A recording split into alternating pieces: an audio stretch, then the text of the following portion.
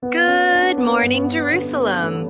Or should I say, good morning to anyone who survived Solomon's first weeks on the throne. Because today, Upper Kingdom, we're talking about how the world's wisest king showed everyone he wasn't just a poet with pretty words, he was a king who knew how to protect his crown. You know you love me. XOXO. Gossip Girl. So here's the scene.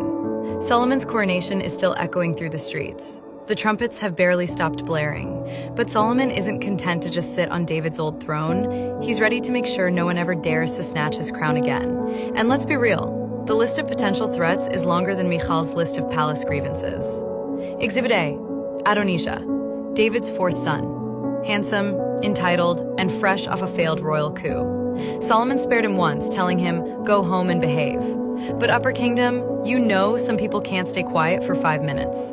So what does Adonijah do? He goes to Bathsheba, yes, Bathsheba, Solomon's mother, and asks her for a little favor. Could you ask Solomon if I can marry Abishag the Shunammite? Quick refresher, Abishag was the beautiful young woman who kept old King David warm in his final days. She's basically royal property now. Asking to marry her? A giant neon sign screaming, I want the throne. Bathsheba, eyes wide, goes to Solomon and relays Adonijah's request. And Upper Kingdom, my palace spies said Solomon's face went colder than marble. Solomon stands up and declares he might as well have asked for the throne itself. And just like that, Adonijah's days were over.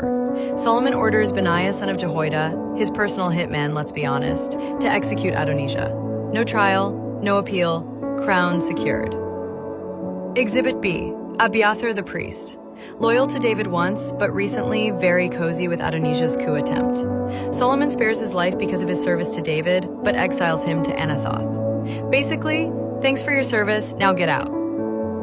Exhibit C, Joab.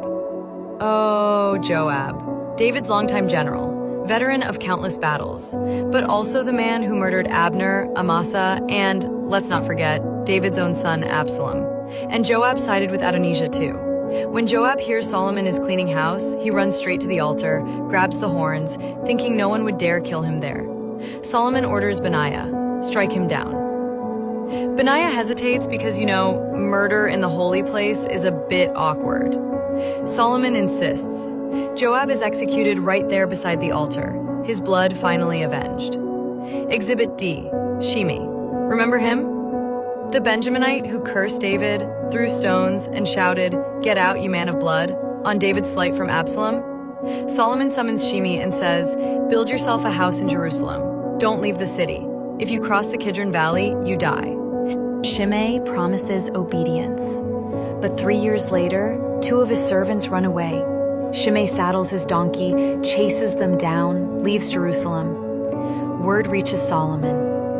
Solomon calls Shimei in. Didn't I warn you? You broke your own promise. Benaiah strikes again.